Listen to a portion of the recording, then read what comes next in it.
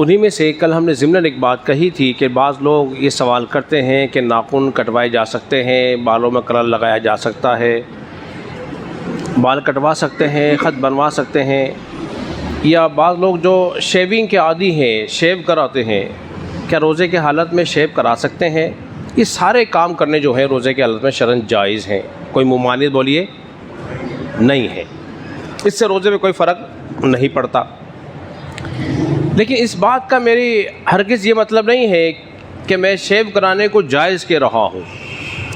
दाढ़ी रखना सुन्नत है, रसूलुल्लाह सल्लल्लाहु अलैहि वसल्लम का तरीक़ा है, और दाढ़ी का मुंडवाना हराम है, तो लिहाजा इससे बचना चाहिए और रसूलुल्लाह सल्लल्लाहु अलैहि वसल्लम के तरीक़े पर अमल करना चाहिए और अपने चेहरों पर दाढ़ियों को सजाना चाहिए।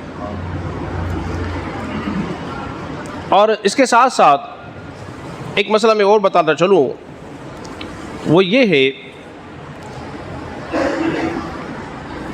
कि जो माएँ दूध पिलाती हैं, अब सवाल ये किया क्या जो माएँ दूध पिलाती हैं क्या रोज़े की हालत में दूध पिला सकती हैं कि नहीं पिला सकती? कहीं उनका रोज़ा तो नहीं टूट जाएगा? हरगिज़ ऐसा नहीं है। जो माएँ अपने बच्चों को फीड कराती हैं, दूध पिलाती हैं, वो रोज़े में दूध पिला सकती हैं, इससे रोज़े में कोई फ़र्क नहीं पड़ता। बल्कि फ़ुक़हा ने, उलमा ने दूध पिलाने वाली औरत को एक ऑप्शन और दिया है। अगर वो समझती है कि दूध पिलाने से कमज़ोरी लाहक हो जाएगी और मैं इतनी कमज़ोर हो जाऊंगी कि फिर मेरी रोज़ा रखना, उसका पूरा करना बहुत दुश्वार हो जाएगा, तो ऐसी औरत को चाहिए कि वो रोज़ा न रखे बल्कि बाद में उस रोज़े की गिनती को पूरा कर ले। उसके लिए रुख्सत है। बाज़ लोग बड़े बतौर तमस्खुर की बात कह रहा हूँ, चुलबुले किस्म के लोग होते हैं। वो जो चीज़ उठाई और मुंह में रख ली या दांतों में घुमाने शुरू कर दी। बात के आपने कागज़ आया तो कागज़ से ही दांत कुरेदने शुरू कर दिए।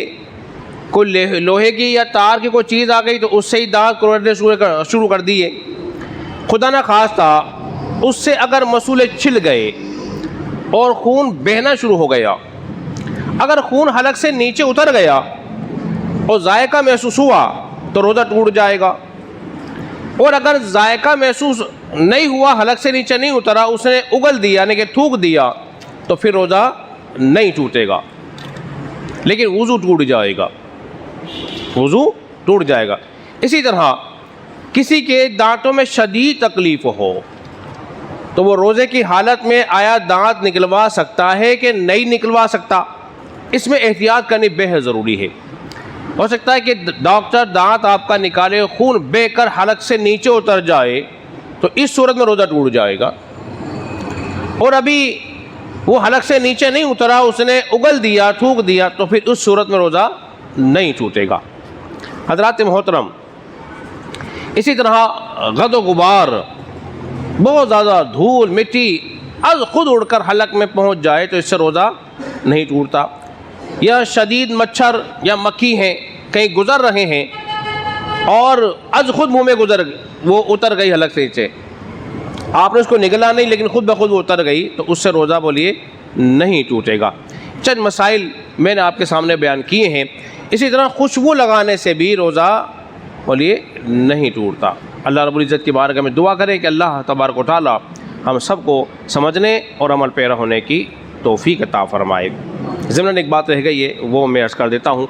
अगर नक्सीर फूट जाए, किसी को नक्सीर फूट जाए, तो नक्सीर के फूटने से भी रोज़ा नहीं टूटता, लेकिन वज़ू टूट जाएगा, वज़ू टूट जाएगा लेकिन रोज़ा नहीं टूटेगा। अल्लाह हम सबको समझने की तौफ़ीक अता फ़रमाए। कल इंशाअल्लाह ज़िंदगी रही तो जिनसे रोज़ा टूट जाता है उनका तज़किरा हम करेंगे। अल्लाह रब्बुल इज़्ज़त की बारगाह में दुआ है अल्लाह तबारक व तआला हम सबको समझने और अमल पैरा होने की तौफ़ीक अता फ़रमाए।